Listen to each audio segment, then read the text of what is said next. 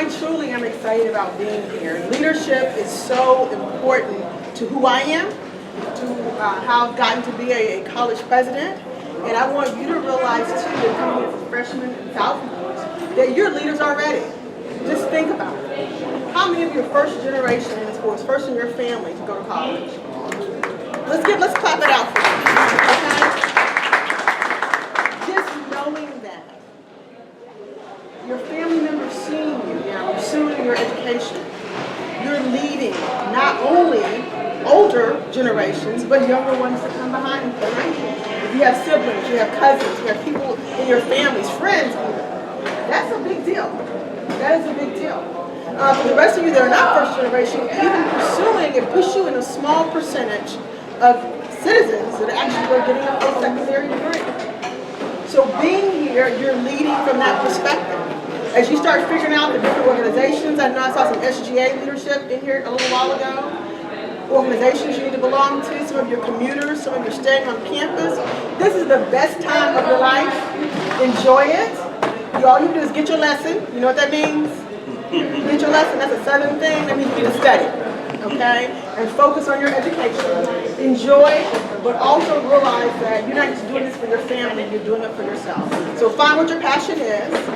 We have wonderful speakers lined up for, I guess, this whole semester and next semester as well. This is important for you to embrace it, to ask questions. There'll be opportunity to ask questions because it's truly about you. What we're doing is here to serve you. So thank you for allowing me that honor and privilege of service. Thank you. Thank you, Dr. Evans. So as I look at the crowd, I definitely see some familiar faces who've been to the sessions in previous years. I also see a lot of new students.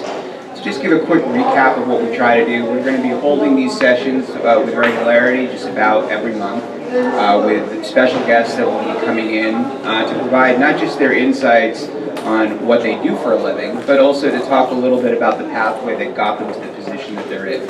And the idea is to really create a dialogue where hopefully those paths can be shared with you. Perhaps they will provide inspiration, and perhaps they'll also just encourage dialogue. And this is really hopefully an environment that we've been cultivating, that we've been working a lot of hours on in terms of figuring out the right way to do this.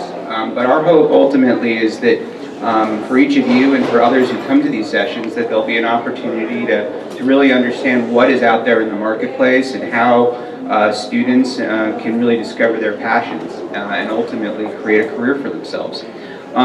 Today we have a neighbor of Bloomfield College and also just someone who has visited us before. His name is Jonathan Simon. He is the head of student strategy and advancing black leaders for Jpmorgan Chase. And what we'll try to do, I think, is focus a little bit, or at least the first part of this, on getting a sense of what Jonathan does, getting a sense of how he found his career pathway, providing that perspective. And then I think we're going to peel the onion back a little bit, get a little deeper, and broaden the conversation into overall leadership attributes and the importance of civic responsibility, which is one of the key themes of today's session. So I think what I'll do is just start off the dialogue a little bit with Jonathan and just ask him a little bit about, first and foremost, talk a little bit about the job that the role he currently has at Jpmorgan Chase, and what that means not just for himself and for his company, but also what it means for the people that you're reaching out to and talking to on almost a daily basis. So talk to us a little bit about the position and the importance of it within Jpmorgan. Sure. Thank you so much, Matt, and thank you to the Bloomfield College family for having me. It's my pleasure to be here for a second time. The last time I came, we were in a really small room upstairs, and now we're like in this much larger room with a fancy backdrop and a camera and chairs and kind of an Oprah Winfrey format. So really appreciate this opportunity. So as Matt said, I'm executive director at Jpmorgan Chase and lead student strategy for our Advancing Black Leaders team. Our CEO 3 years ago, Jamie Dimon, was really focused on ensuring that we're thinking about diversity and inclusion in a very different way at Jpmorgan. And when he looked at the trajectory of women in the organization, veterans, people with different abilities, Hispanics, Asians, and then blacks, he noticed that the trajectory, the career path, the promotions, the advancement, and even the recruitment of black talent was not moving at the same pace as other demographic groups. And so one of the things that Jpmorgan Chase is known for is we identify a problem, leadership puts the resources around the problem to address it and tackle it. So we formed a team called Advancing Black Leaders, and the name does just that. It's to advance black leaders within the organization.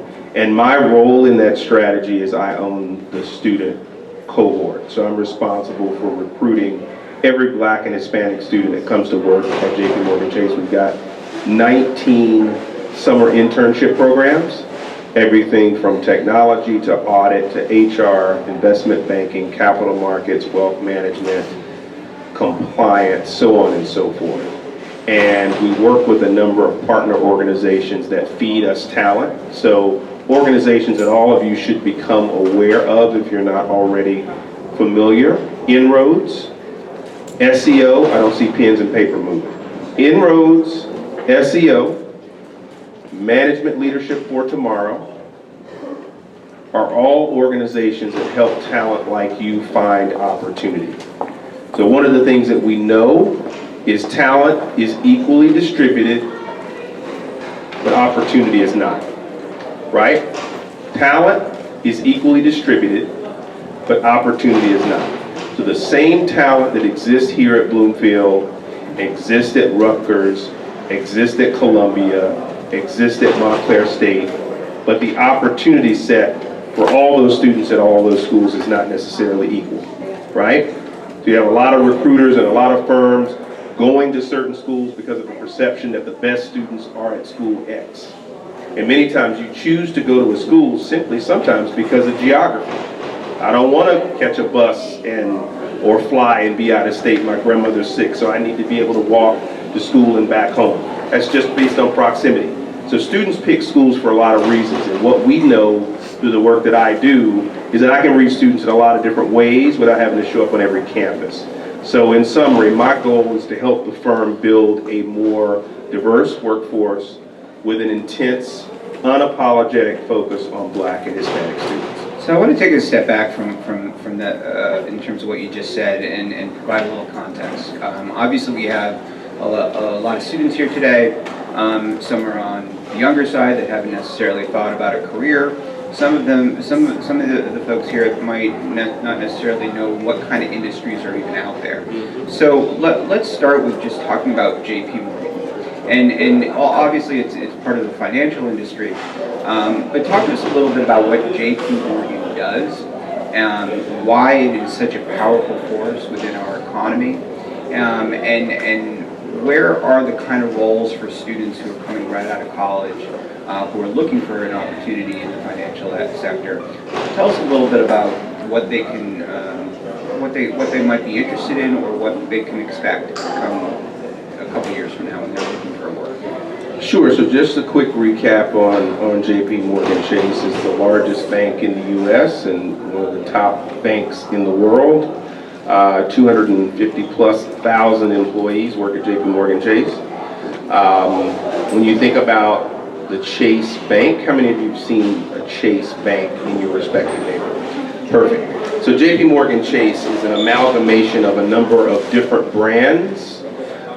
There's the Chase brand, there's really our consumer and community banking business, which touches, frankly, probably most of you in this room in some form or fashion. You've got the retail bank, you've got auto loans, auto finance, you've got mortgage, and a very large, portion of the business that focuses on wealth management for individuals, small businesses that may come into the branch. But what we're really trying to do is with our branch banking, CCB is what it's called, Chase Community Banking, is be in communities that have historically been underserved. So while many banks are trying to close down their branches, their brick and mortar branches, we're actually opening branches because we believe that there are communities, particularly communities of color, where they haven't always had the best relationship with the financial institutions. And so we're trying to really create, in fact, our Harlem branch today,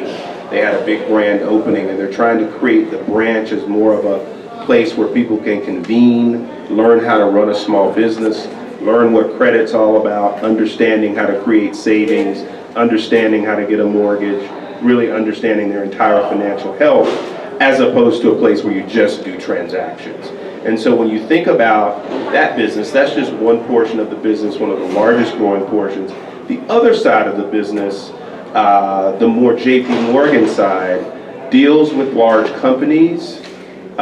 So you think about any particular brand that you might wear, a manufacturer of a product that you might drink. You go into a Starbucks, you go into Home Depot, you go drink a Coca-Cola. All those large companies have financial needs, just like you and I have financial needs. You're a college student, you need a checking account, you want a savings account, you may have a credit card, you may have student loans. You've got needs that you have as individuals. Companies are really no different. They've got money coming in, they got money going out. And so they have to leverage banks like Jpmorgan to help them manage that. It's a bit more complex than you and I, because when you think about a company like Coca-Cola, they're in probably 100 plus countries, which means there are 100 plus currencies. They're taking a lot of risk around the world, and so they need a financial services provider like a Jpmorgan Chase that can help them understand how to navigate all the various markets around the world, all the exposures to commodities, and the various things that go into making whatever their product is. And so we serve companies, we serve governments, we serve nonprofits, we bank colleges and universities, providing an array of products and services. So you as a student could come into a Jpmorgan Chase, you could work in a branch if you had the inclination to deal directly with customers every day. You could be on our technology team in our software engineering program, which if any of you have Jpmorgan Chase accounts, you can take your iPhone or your Android, walk up to the ATM without using your ATM card, put your phone on the machine, it recognizes that it's you, you put in your 4-digit code and it logs you in right into your account without having your card. So it's totally digital. That's all done in-house. So we've got folks that we're hiring, just like all of you, who are coming in, who are helping us code that next technology that we can send to our clients. And so there are a wide array of opportunities when you think about coming into financial services. Like I said, there's human resources that helps manage the people that are in a firm like ours, 250,000. There's compliance that makes sure we're following the laws and the rules and regulations in all the jurisdictions that we operate. And then there are bankers and traders who are helping corporate clients, institutions, governments manage their money, manage their wealth across all of our different platforms. So that's it in a nutshell. So that's a big nut for us to kind of unpack and for us to think about. And I think, I'd like to start the dialogue a little bit this way, which is that, to cut to the chase, in terms of what you've just discussed, you are arguably the most important person for one of the most important brands in the country as it relates to ensuring that brand has that are not just diversified, but also on top of that, that there is a system in place to ensure that you guys have the best leaders coming out of college in a consistent way. So for those out there who might be interested in working in the financial sector, or for those who are just simply interested in building out a career, tell us a little bit about, in your position, what are you looking for when you're thinking about making recommendations in terms of bringing people in or bringing people up? What are the qualities, the characteristics, what are the areas of study that you're looking at that are most important in your decision making? Sure, so we, with the exception of our technology program, because we want people who can code, like if you're spending, 8-10 hours a day in a cube, 80% of your day is probably going to be spent coding if you're in our software engineering program. So you need to have that experience already under your belt. Outside of that program, everyone else we hire, we really don't care what your major is, right? At the end of the day, we really just want smart people. who can articulate why they're interested in financial services, you know, what their ambitions are, being able to tell a story, a personal story, and weave that story in a way that says, this person is the kind of talent that we want on our team. Because it's one thing, you know, we have a senior leader, Tasunda Duckett, who's an African-American woman. I believe T's probably in her early 40s, 41, 42. Last bio that I saw was just at an event yesterday in Delaware, and she spoke to some students. And she talks about, you know, it's one thing to be selected, and she uses sports analogy. It's one thing to be selected to play on the team. If you're going to be on the team, are you going to start? If you're going to start in the game, are you going to score points? If you're going to score points, is the team going to win? Are you going to support your teammates? And are you going to win championships? So when she thinks about building a team and hiring talent, it's not just about winning, it's about winning a championship, right? And it's totally an elevated way of looking at the kind of talent that we want. I think one of the things I like to see, which is not generally on the resume, is grit and resilience, right? The ability for you to articulate your own personal journey, and everybody has a personal journey, right? I grew up in a single parent household in the South, raised by my mom, and I went to college not knowing anything about Wall Street. Nobody in my family had ever worked on Wall Street. Nobody in my family probably had seen or read a Wall Street journal. And I had to figure all that out by myself, along with my other classmates who are all trying to do this thing called working on the street and coming to New York. And so the opportunity is there. I think what the individual has to do is make the commitment to themselves that they want to. It's like doing anything, right? If you want to be a professional athlete, you got to practice a lot. If you want to land a job at X, Y, or Z company doing a certain thing, as the president said, you got to study, you got to work hard, and you've got to become a student of what that is. So I like to see students who are interested in financial services, if they don't know all the answers, which they won't because there's a lot to know, that they're asking the right questions and surrounding themselves with people that are also like-minded and ambitious. Like if you want it, you can get it. Like there's nothing that's in your way in terms of your ability to achieve that goal, but it just takes some work and having people in your circle who can support you and help you do that. Yeah, and that's a point I really want to lean in on, because you know, from where I stand in terms of the work that I do, and in terms of how I've developed my professional career, you have your strategy and then you have your tactics. Right. And I think ultimately, I'd like to talk a little bit more about those tactics, because I think while we all want to create goals and build a strategy around something, you know, I think unless you know what the ingredients are, what are the things to do. Like, so for example, you were talking about the importance of asking questions, the importance of surrounding yourself with people who, you know, you can learn from, but also appreciate and trust. Right. What are some of the other tactics that come to mind that some of our students can kind of focus on as they begin their academic journey? So how many people have a LinkedIn account? How many people have a LinkedIn account? So just the people in the back. So somebody that has a LinkedIn account, could you stand up and tell us why you have a LinkedIn account? Yeah, please. Great. I have a LinkedIn account to make connections, because my major is hotels and resorts, and it's really hard to get into that field.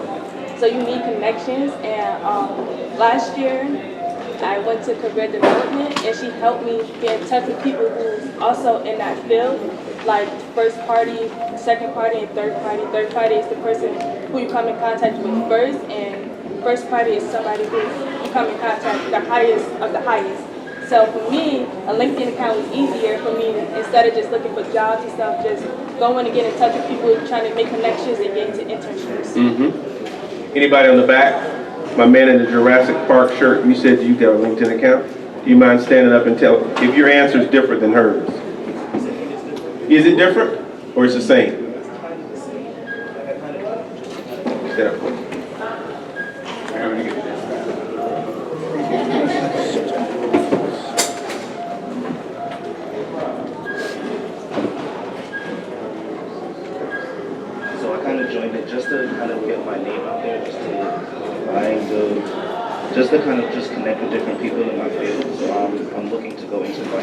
accounting. Good. And my mom's an accountant, so when she told me to make a LinkedIn profile, it kind of connected me with different people in different jobs that would look at me based off of my resume.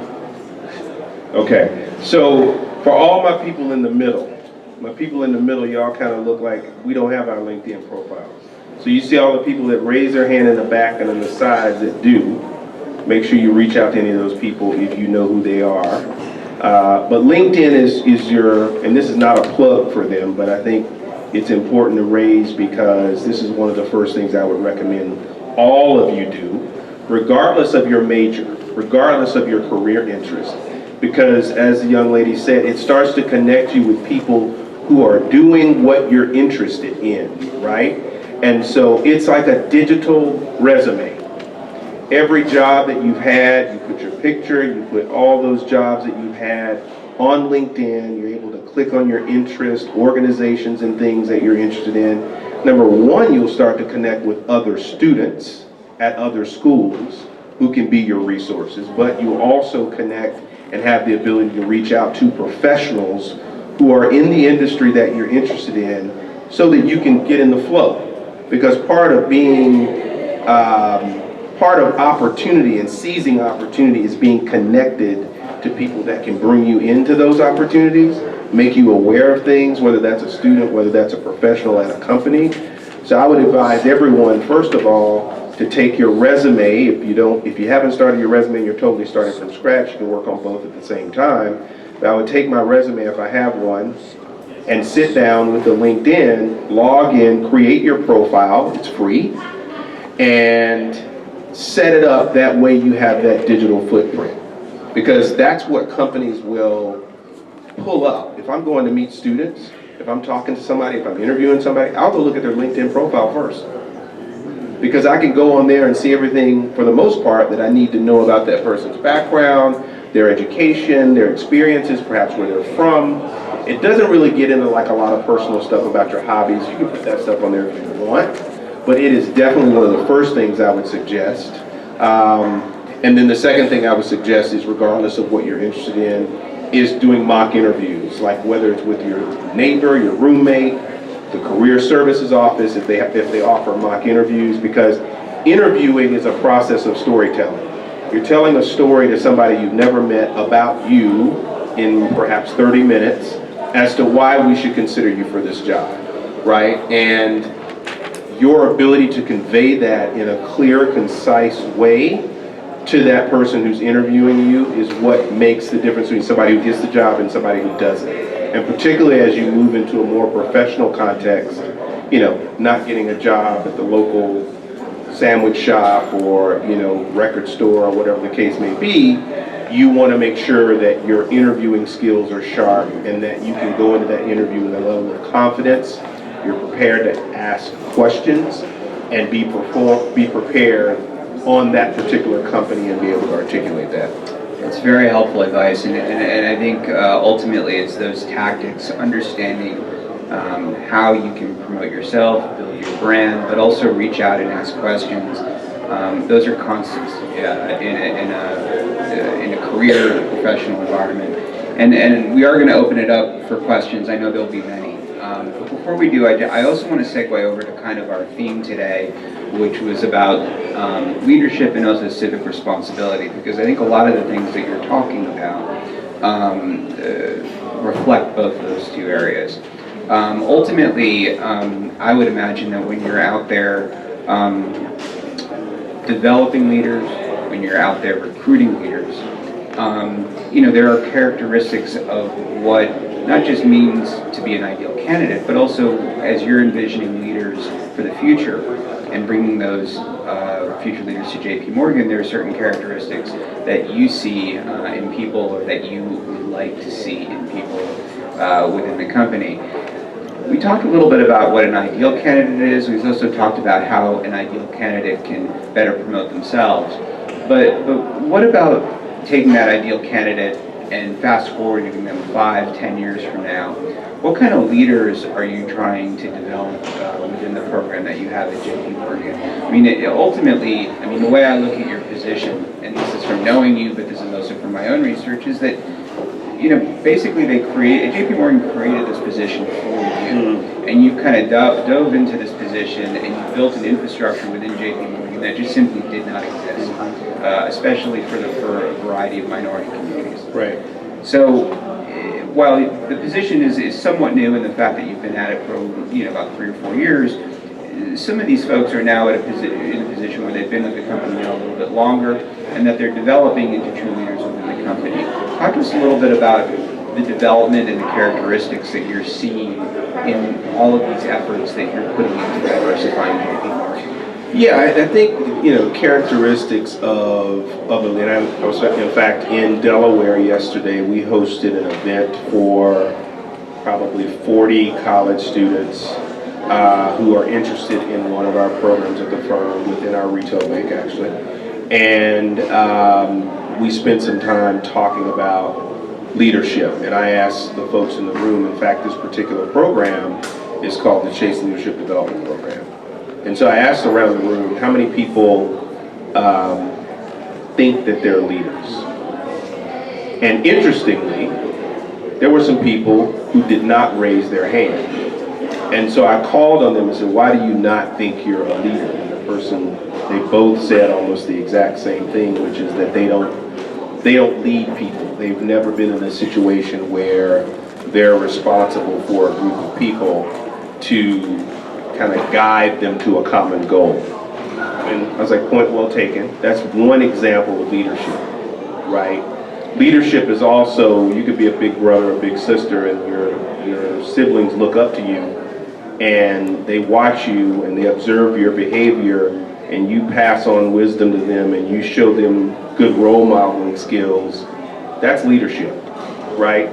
The fact that you've all shown up here today to be in this room, sitting down, listening,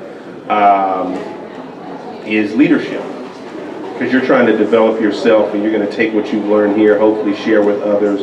But leadership is stepping up in times of adversity, stepping up and realizing when things need to be done a certain way, and engaging. So leadership will manifest itself in a lot of different ways. But I think what we look for, particularly as people are 3-5 years out from being hired off of a college campus, is someone who has kind of a continued intellectual curiosity to grow, because the environment is rapidly changing.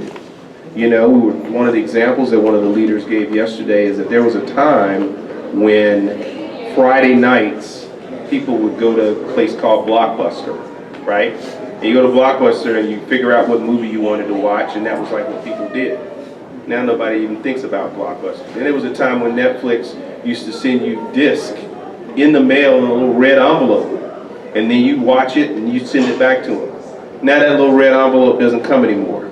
So we need people that can come into the firm and be responsive to the rapid changes that are happening in our society.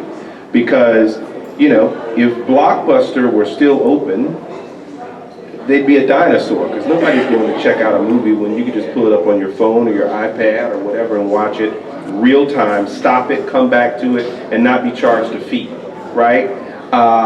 So we need leaders who can be adaptable, who can be fluent across cultures, and that's not necessarily fluent in terms of language, but being able to navigate cross culture and work with other kinds of people and collaborate and build relationships. Because I think across most corporations, they're looking for talent that can be stretched broadly, as opposed to hiring people to just do one thing and be specialists. They want people that are generalists, to be able to take, you can come into this role, but then over time we can evolve you into another role, because you've got a skill set that could be leveraged in another part of the firm that 3 years ago may not have existed.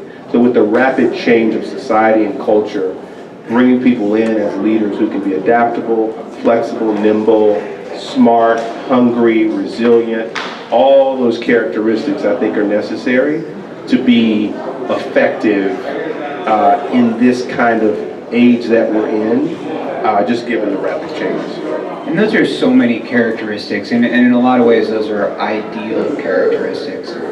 But for those of us in the audience that want to develop those characteristics, who maybe not necessarily would classify them in those areas, how do we develop those areas when we're on our own and we have responsibilities, whether they be paying tuition or studying?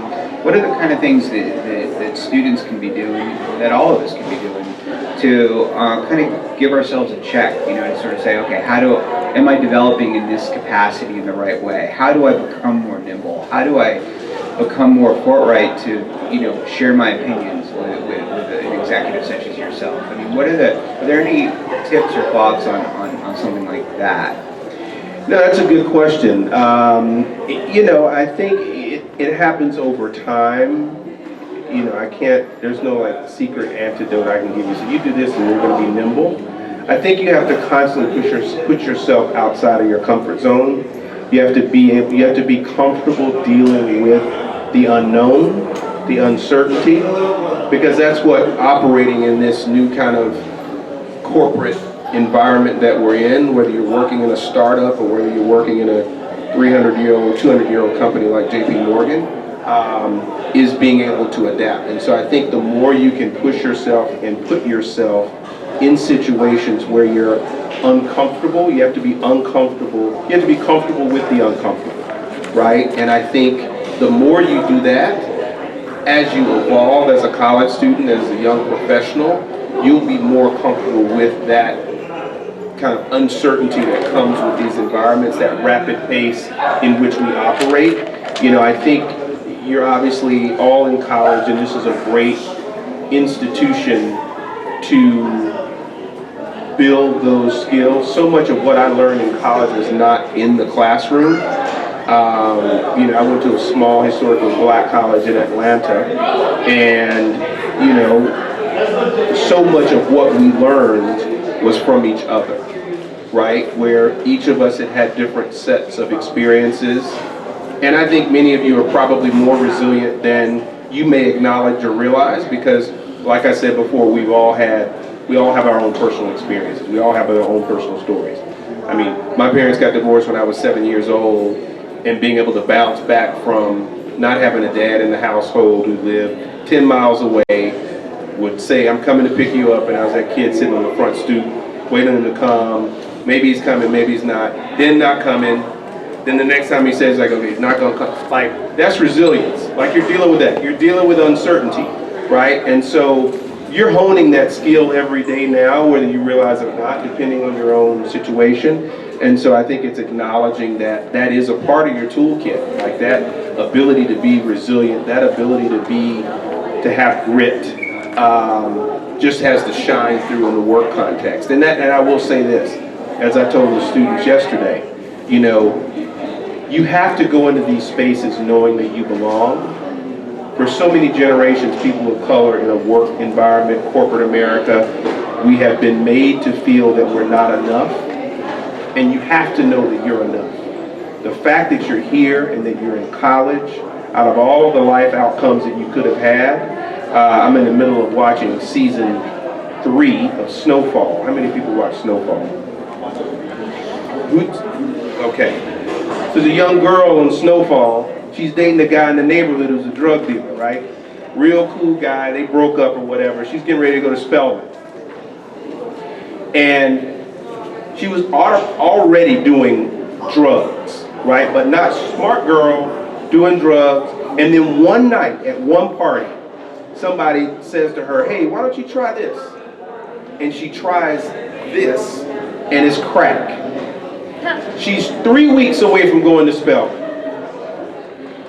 And in the course of those 3 weeks, her life goes from being on cloud 9, excited, dad saved all this money for her to go to college. All she has to do is just show up. They're going to do this cross-country trip, and within 3 weeks, she becomes an addict. And her whole life spirals down. That's not what the film is about, but it reminds us that life is very vulnerable and very precious, and that you have to seize every opportunity. You have to always be smart and thinking ahead, because certain one-moment decisions, split-second decision, can change the arc of your life one way or the other. So you always just have to keep that in mind as you're navigating yourself through life, as you're navigating through choices. because that's, being able to bounce away from those situations and make the right choice can change your outcome and your trajectory. But the trajectory is totally on you as an individual, but it comes down to those decisions and choices that you make along the way. Continue throughout life. Which it will always exist, no matter how much money you make. I remember my first job, I made $35,000. And I said, man, I make 50. Baller. You get to 50, it's like, okay. Like you're always, so it's never about the money. I know people say that and you like look on TV and everybody's like glammed out and blinging this and wearing this. And it's never about the money.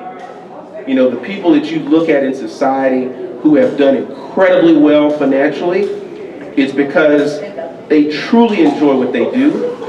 And the money is a byproduct of what they do. Like they're just brilliant, right? At what they do, and they're able to monetize their brilliance and get paid for, and make money from it and create riches from it. And so it's not about chasing the money, it's about them being able to leverage their skills and talents and making the most of that and the money will come. And as Jonathan said up top, we're all in this room because of the potential of that brilliance, all of us. And we just have to, whether it be through opportunities such as meeting Jonathan today or other sessions or finding other pathways, it's about finding that specific brilliance, which is all of our challenges. With that, I'm going to open it up. I'm going to use the cordless mic for you guys, and hopefully you guys can just pass it around. But we'll start off with questions and hopefully start a bit of a dialogue. I'm going to start with you, and if you can just pass it on to the next person. Stand up if you'd like. Can I stand up? You don't have to stand up. Okay. You already stood up one Yeah, time. that's right. They know who you are now. I'm Destiny. Oh, sorry, this is weird. I'm Destiny. You talk about being comfortable with the uncomfortable and putting yourself out there. Now, that's easier said than done because True. in this day and age, we can put ourselves out there and jobs want us to have experience. Like, how am I supposed to have experience if you don't hire me? If you don't at least give me a chance? They don't want to interview you, they deny your application. You just don't know. Right. You know what I'm saying? Right. And again, my major, I'm taking it back where my major here is international business, but I'm doing hotels and resorts. That's my main goal. And hotels is a hard field to get in. I done applied to Hilton's, Doubletree, Marriott, Renaissance. I tried to do internships, Right. and it's just very hard. And you start not to be comfortable. You start just giving up. Like this is, Right. I'm thinking about changing my major at this point. Like maybe the hotels isn't for me. So what advice would you give other than being uncomfortable? Well, the cliche, being uncomfortable, being comfortable with the comfortable, and putting yourself out there and just keep going because that's not it anymore. Right. So I think a couple things. Don't change your major, because your major is not about the job. Your major is about you having a foundation of skills and knowledge in a core area. My major was finance. I'm not doing finance right now. I work at a bank. I've done finance in my career, but right now, I'm not looking at balance sheets and P&L. But I know how to, right? And I've leveraged it in prior roles. You're a black woman studying international business. Hold on to that. That's got value, right? So take that off the table. Don't change your major because of what other people are doing at these companies. You got to get that international business degree because that's powerful for you to have. You got to think about your process. I don't know what your process is. I don't know what your resume looks like. I don't know how you show up. I don't know how you're putting your resume out there. But we got to think about what's the best way for me to get in the industry, right? As an example, just built a hotel in Montclair called the MC Hotel, right? You been there? To get a job? To get a job, yeah. And you applied? I applied. And what happened? They denied me. They didn't even interview. They're not taking applications. I don't know what's up because I had a few people apply to that Okay. hotel. I don't know what's up. gonna go there to HR this week. Oh, okay. But they haven't been. Yeah, they denied me on the spot. You get me? People Okay. don't give you a chance I to hear interview you. you. I hear know? you. So are you asking for feedback? Yeah. What did they say? I emailed them. I never got an email back. I've been there. I physically went there. Well, I look kind of crazy today, but I didn't go there like this. I went there as if I had an interview there, trying to persuade them. I spoke to an assistant manager, trying to, this is my field. This is what not only do I want to job there, but I want to shadow a manager, see what the field is like, and it's just, So let's unpack it. What job were you applying for? I was just applying to first line management. I can be, the greeter. I can get people checked in. That's what they had there. That's the application I put in. But when I apologize. So do you have experience managing Do I have, yes, in a hotel? not in a hotel, but in customer service. Okay, so, and I don't know the situation, we can talk about it offline, but the job you apply for might not be the best way to get in the door. Like, I don't know the hotel industry, so I can't like give you advice on how to get a job in a hotel. But what I would say, if this is what you want to do, if I'm you, I would say, okay, what jobs do you have available? Because my goal is to work for a hotel and learn this business. So you may not be able to come in as a Bloomfield College student and get a manager job. I don't know, I just don't know the industry. But what other jobs here are available where I can look, because that's a Marriott hotel, right? Oh, trust me, I know. And so if you've got, and it sounds like you do, a knowledge of the industry, I think you got to find a place where you can say, okay, what is available with someone from like my background would be eligible for, because I want to get in the door, right? And I admit, I mean, I know there are obstacles, and I'm not saying that that's where you should work, but I think you have to think about how do you change your strategy to get a different outcome. Because what? Because sometimes it may not just be as easy as 1, 2, 3. right. It may take some time. I'm just going to add something to this because I think it's an important theme for our previous discussions and also for this specific issue. Persistence really is so important in these situations. It is so easy for us. I'm 48 years old, okay? At 48, it's easy for me. At 18, it was easy for me to always fall back and say, you know what, this isn't going to work out because so-and-so hasn't emailed me back or I didn't get the job. And it can be a bummer, and it can really kill your psyche. It can also really create questions within your own mind. And I think one of the keys in terms of finding a passion, which you've obviously discovered, but also in terms of taking that passion and equating it to a real job, it's about persistence. And it's about not letting anybody tell you differently. So to what Jonathan was saying, is that they're going to be always don't wait, and we can talk about this offline, we're going to have sessions about this, but don't wait for that job opening to come up or for someone to take applications. Build relationships with people. Find out who the manager is at MC Hotel. Write them a letter and say, you know what, I would love to come by your hotel and just meet with you for a cup of coffee for 15 minutes. Get to know them. Ask them questions. What kind, not even a pitch for yourself, but just to build a relationship with these kind of folks. So if anything, perhaps they can mentor. Perhaps they'll keep you in the back of their brains. There are other ways, there are other avenues to find these opportunities. And one of the things that I hope in this year especially is that we can kind of look beyond just the typical avenues and be in a position where you can empower yourself to find other ways, other pathways to get your position. I'm going to open it up a little bit more to somebody else who may have some questions. We have about 15 minutes. Hello, nice to meet you.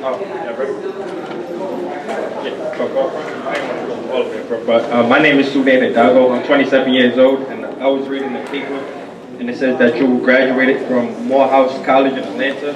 So I just wanted to ask you about your experiences in college and how did it lead you up to this point?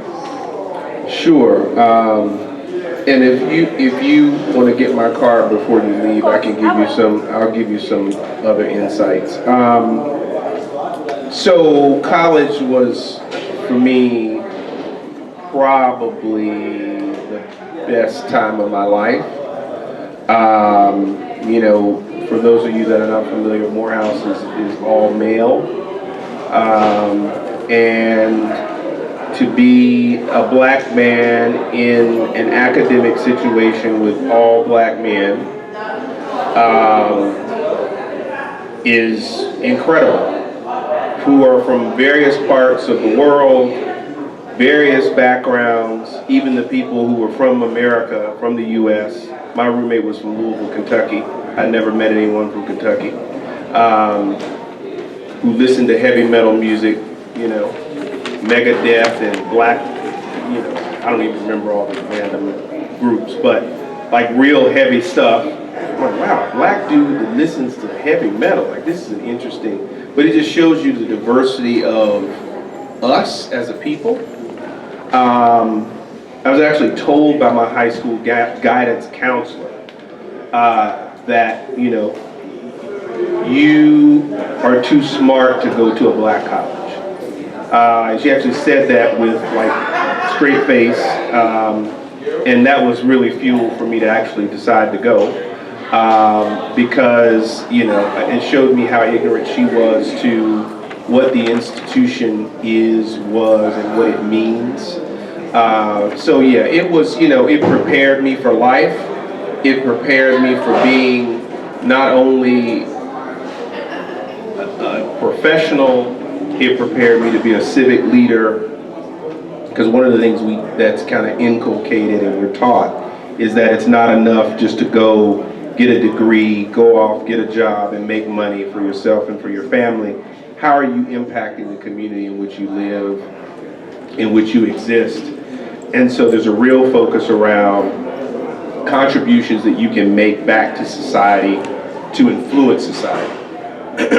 And you know, obviously we've got an alum, Martin Luther King, who kind of set the blueprint for how to be a change agent in your community, in your society.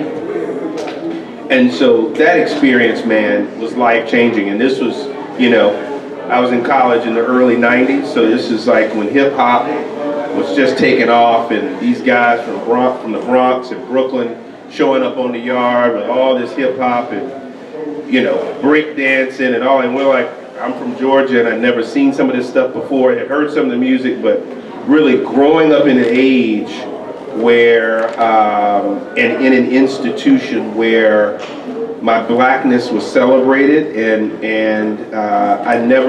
race was never an issue in the classroom. We could all be our best self.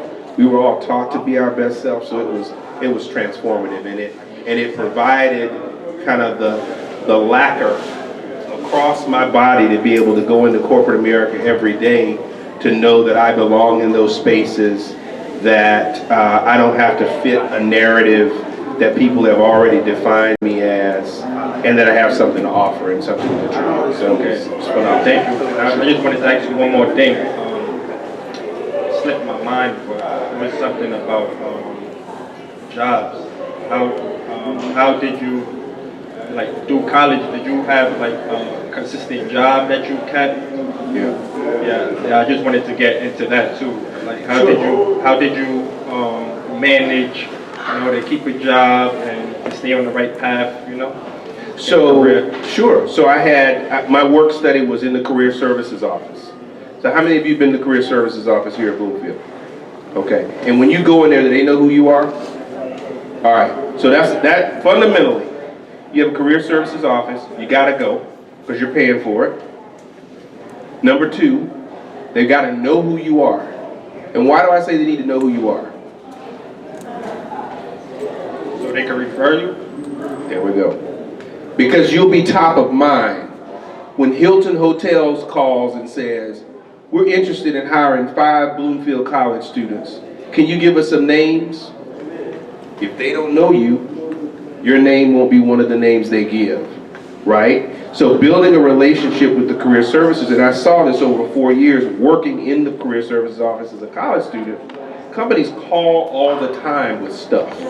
We got scholarships we want to give away, we got an internship, whatever the case may be, and the career services director know who's serious on campus about building their career.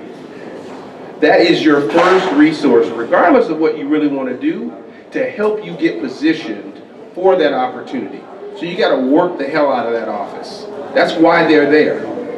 So go sit down with them, develop a game plan, let them see your resume, look at your resume, do some mock interviews, so that when you step into whatever environment it is to ask for a job, to apply for a job, you're at least coming to the table equipped for success.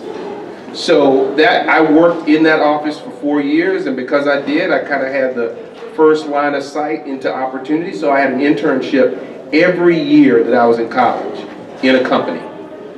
And then I left college, actually went into my senior year, already had my job offer locked down for full time when I graduated. So when I walked across that stage, I walked right into a new job, packed up, moved to New York, got a place in Brooklyn, and was set and started my career.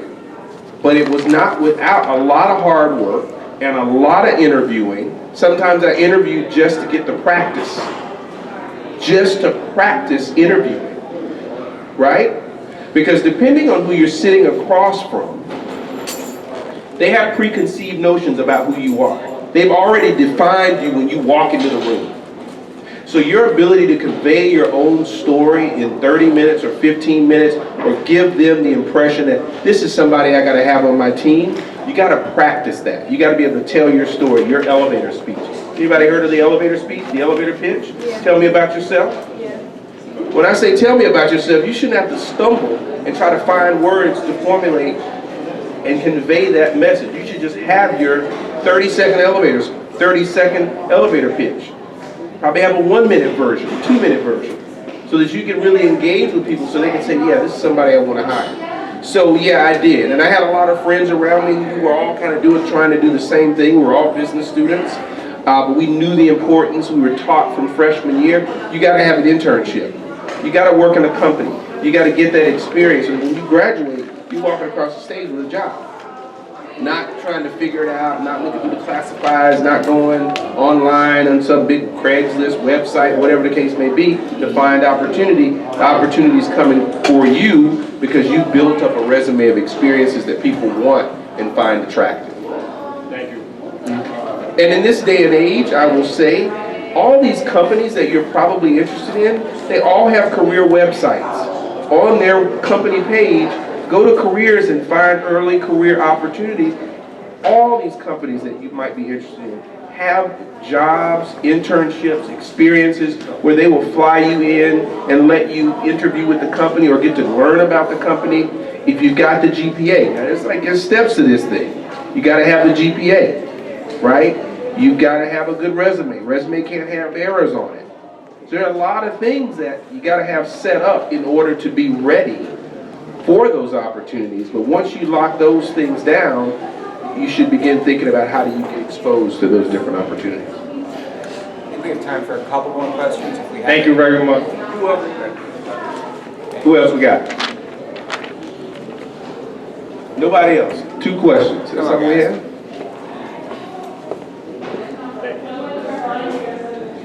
No other questions, guys? Are you sure?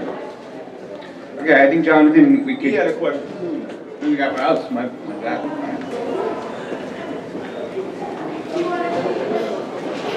Are you aware of Forex and cryptocurrencies? Yes. What are your views on the market? Well, I mean, I think, so Forex, foreign exchange, obviously much older than the cryptocurrency market. I think cryptocurrencies, there's a very wide debate around their validity, if it's a legitimate currency, who really understands what it is. It's very complex and esoteric. I tend to stick to what I know. I haven't studied them. I have no foreign exchange. I don't know cryptocurrency. I know some people that have been investing in cryptocurrency since the beginning, and they've done pretty well. They lost a lot, and it all came back because they remained very focused on the sector. I would say, you know, for a college student who probably doesn't have a lot of money to risk, I would say that's probably a very risky investment. If you don't have enough savings to carry you for 3 months, don't even think about buying cryptocurrency as an investment. You should only invest in something like that if you can afford to lose the money. It's not a get-rich-quick scheme. A lot of people, I had classmates of mine who, when cryptocurrencies were going through the roof, right? And they were, you know, I had one friend who every day he's like, see, it's at 4,000, it's at 7,000, it's at 8,000. You're still not doing it? Like teasing everybody because he jumped in, right, early, supposedly. Then when it started going down, just as quickly as it went up, he went radio silent. I was like, oh, and by the way, you see where it is now, right? So it's like, you did it because you thought it was a get-rich-quick scheme. And normally, get-rich-quick schemes are just what they are. They're schemes. And so I tend to stick to what I know and I can explain. Kind of the Warren Buffett philosophy. Like if I know it, Dairy Queen, they make ice cream, they make good hamburgers, people gonna eat it, it works. You know, so I think when you look at investing in all of the different opportunities, be careful with where you put your money, because if you can't afford to lose it, then you know it's probably not a good investment for you. Focus on saving. Focus on getting your credit right. Everybody in this room's got to focus on getting at least a 700 credit score. Does everybody know what their credit score is? You do? Good. If you don't, you can pull up on Experian online. There are a lot of different websites where you can get your credit score for free. But every year, at least once a year, maybe twice a year, you should be checking your credit score. You should at least keep a 700. And you should know where it is. Every little bit of credit you get, every bill you pay or don't pay impacts your credit score, and your credit score is your ability to operate in the marketplace. You want to get a house, you got bad credit, they're going to charge you a 13% loan, 13% interest on that house, whereas the person next door got 4%. You can get a car, guy down the street, the shade tree, big thing flapping is going to charge you 22% interest. You got bad credit. You got good credit, you may pay 4%, 5%. And that interest differential is savings that I can put in my pocket. So you got to really think about that and make sure you're managing that, because that's a part of your overall financial health. Not just getting an internship, not just making money, but your ability to access and move around in society and do some things and make moves. Can't do it without good credit.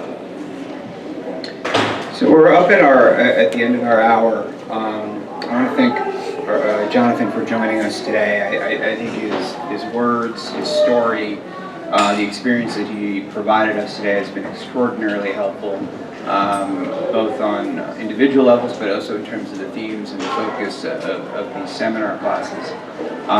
So I'd like to thank Jonathan for coming. He's been here before. He'll be back. Hopefully we'll bring him back soon. You know, also I think he has a few minutes to spend for those of you who are interested in connecting with him directly. I want to thank you guys for coming as well. And we'll look to be having these more in the future. And again, to Jonathan, thank you so much. I'll just say a couple of parting words as you guys pack your bags. I think this is a phenomenal forum. We had something very similar when I was in college, and you know, to have people come from varied experiences, life experiences, come and share nuggets of wisdom with you, I think are important. And I'll leave you with one nugget. I told this yesterday to the students that I met with. There are 10 things that require 0 talent. And these are 10 things that you should always do and practice. One is be on time. Be on time. They say start at 2 o'clock. You need to be here at 2 o'clock. Because something might happen at the beginning that's very important. It might be the one thing you need to hear. So always practice being on time. Work ethic. You gotta work hard. It's all about working hard because that's the only way you can get what you want. Nobody ever got to the top of their game by not working hard. It takes practice at whatever it is you want to do, but you gotta have a work ethic and demonstrate that. Effort. It's all about effort and what you put toward the things that you choose to do in life, and demonstrating that effort goes a long way. Number 4, energy and enthusiasm. Whether you're interviewing, whether you're showing up for work every day, whether you're sitting in class, you know, energy and enthusiasm matter because it just feeds others. They can feed off of your energy and they want to have you around. Number 5, body language. How you show up, how you position yourself, how you introduce yourself, how you shake hands, how you sit in the desk, how you sit in the chair. Your body language tells a lot about who you are and how you're thinking in that moment. So always be conscious of your body language. Again, requires no talent. Passion. Having passion for something. Whether it's something you're interested in, but passion and career are 2 different things. Some people have the privilege of being able to be in their career and it's something that they're passionate about. A lot of people get up and go to work every day and collect a check and they're not passionate about what they do. So you can't always have to think about them separately. Sometimes those worlds collide where you get passion and career in the same opportunity. That's fantastic. But you can have a set of passions outside of your career, and that's what life is all about. So identifying and knowing what those passions are. Number 7, doing extra and exceeding expectations. It's not enough just to do exactly what you're told, but taking it to the next level. That's why people hire you. That's why people put you in jobs, not to just do what you were asked, but to think about the next thing and take it to the next level, going above and beyond. Number 8, always be prepared. Come into something like this without a notebook, without a pen, not writing down notes, not asking questions, shows you're not as prepared, you're not as focused, you're not really paying attention. Always be prepared. It definitely goes a long way. Being coachable and self-aware. Understanding how you, as I was saying to the young lady, how do you show up when you go for that interview? How are you introducing yourself? What are the questions that you're asking? Is your resume wrinkled? Do you have a resume? Does it have a coffee stain on it? Is it neat? Are you trying to build a rapport? Are you catching an attitude? Are you snapping your neck? Why would I hire you if you're doing all that kind of stuff, right? So look, you want to be mindful of getting feedback from people. Why you should go to career services and make sure you're leveraging them as a resource and getting that coaching and support. And lastly, kind of what I just said, attitude, number 10. Having the right attitude about life, about yourself, about your own capabilities and what you offer. It's MC Hotel's fault. If you're great talent, you have a lot to offer, that they don't see that in you and allow you to walk out that door, you have to know the talent that you have, and somebody's going to take the bid. But you just don't get it. I mean, you think about Oprah Winfrey's story, right? They didn't want to give her a raise. She was working hard. She was respected. She had high ratings. Ultimately, she got fired from her job as a broadcaster in Baltimore. Had she not gotten fired, to walk away saying, I have so much potential, these people just don't see it. I'm going to start my own talk show because somebody else saw her potential and put her in the situation to create her empire. You know, so that's how life happens. Life is about you building up a resilience and a thick skin. If it gives it to you every time you want it, you're not going to work as hard.